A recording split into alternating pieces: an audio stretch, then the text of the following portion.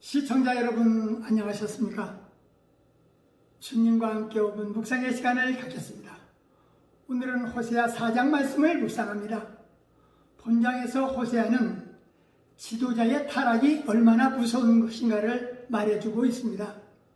선지자 호세아는 이 땅에는 진실도 없고 인애도 없고 하나님을 아는 지식도 없고 오직 저주와 살인과 투절과 간음뿐이요 강포하여 피가 피를 부른다라는 것입니다. 백성들이 제사장과 다투는 자가 되었다라는 표현을 보아 제사장들의 죄목이 열거된 것으로 보아서 제사장의 타락이 자연히 백성들의 타락을 조성했던 것임을 알 수 있습니다. 본문은 하나님의 율법을 잊어버리고 백성을 신앙적으로 바르게 교훈하지 못한 제사장을 책망하고 있습니다. 죄가 많으면 제사도 많고 제사가 많으면 수입도 많기에 제사장들이 백성들의 타락을 고무했습니다. 여호와는 제사장들이 여호와의 지식을 버렸고 잊었으니 여호와도 제사장들의 자녀들을 잊어버리고 제사장이 되지 못하게 할 것이라. 이스라엘의 백성들이 나무를 향하여 묻고 그 막대기는 저들에게 고하여 음란한 마음에 미혹되어 하나님의 수하를 음란하듯 호세아의 안타까운 마음을 바라보면서 우리에게 교육이 절대적으로 필요한 것을 깨닫게 됩니다. 호세아 1장과 3장은 이스라엘의 상황을 부정한 행위를 저지른 호세아 선지자의 아내에 비유하고 있습니다. 이어서 4장에서는 하나님께서 친히 검사가 되셔서 이스라엘 백성 전체를 향하여 논고를 펴십니다. 그들의 죄명은 맺힌 행위였습니다. 검사가 되신 하나님께서는 제3자로서 냉정하게 논고를 펴는 것이 아니라 피고의 남편으로서 찢어지는 아픔을 아는 그들을 고소하고 계십니다. 그의 아내가 저지른 매추는 바알 숭배와 관련되어 있는데 바알 숭배는 오래전부터 풍요를 추구하는 것을 의미했습니다.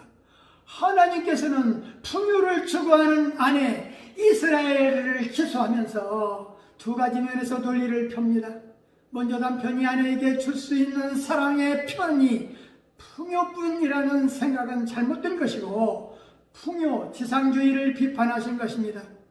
그것은 허망한 것으로 후회만 가져다 줄 뿐이라는 것입니다.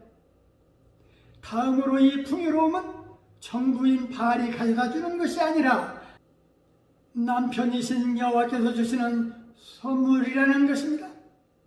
풍요는 하나님의 선물이지만 풍요 지상주의는 심판받아 마땅한 죄악입니다. 참다운 풍요는 우리가 여호와 하나님을 섬길 때만이 가치 있는 것으로 누릴 수 있습니다. 휘황찬란했던 과거 이스라엘의 전성기에는 여호와의 말씀이 살아있었는데 모세와 여호수아 시대를 거쳐서 솔로몬 시대를 지나면서부터 이방신들이 이스라엘 백성들에게 들어오면서 타락의 길을 그렇게 가게 되었습니다. 하나님을 알게 하는 지식과 교육은 꼭 필요하다 할 것입니다. 호세아 시대의 정치와 사회는 불법으로 가득하여 썩을 대로 썩었으면서도 종교적 열심은 대단했습니다.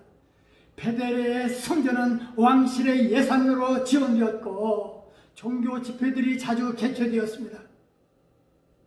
여러 종교 절기와 축제들이 철저하게 지켜졌으며 찬양이나 연주도 매우 아름다웠습니다. 그러나 이러한 종교적 열심에도 불구하고 하나님을 체험하며 깨닫는 지식은 없었습니다. 하나님을 섬기면서도 지방의 신당에 바알을 섬겼고 점을 치기도 했습니다. 또한 제사장들마저도 음행했으며 하나님을 아는 지식이 부족했습니다. 하나님을 알게 하는 지식은 성경을 읽어야 하고 믿음은 들음에서 난다라는 말씀처럼 말씀을 들어야 하는 것입니다. 하나님을 아는 일에 힘껏 알아야 하고 학문 중에 최고의 학문이 하나님을 아는 것이라는 사실을 우리는 잊지 않도록 해야 할 것입니다. 말씀을 상고하며 기도하며 묵상의 시간을 마치겠습니다. 좋으신 하나님 아버지, 호세아 4장 말씀을 묵상하면서 하나님을 모르는 무지의 결과는 그릇된 행동과 행복을 상실하는 것과 미래의 소망을 잃어버리는 불행을 알게 하셔서 감사합니다. 하나님의 진리가 없는 사람은 악한 세상에 속하여 썩어 없어질 것을 추구하며 진리가 우리에게 어떠한 유익을 가져다 주는지를 모르는 불쌍한 자들이 오매 하나님의 사랑과 은혜를 깨닫게 하셔서 주 안에 거하는 자들이 이 세상 삶 가운데 참된 행복을 찾는 자들이요 하나님의 진리는 구원의 날을 약속해 주신다라는 사실을 잊지 않게 하옵소서. 예수님 이름으로 간절히 기도하옵나이다. 아멘.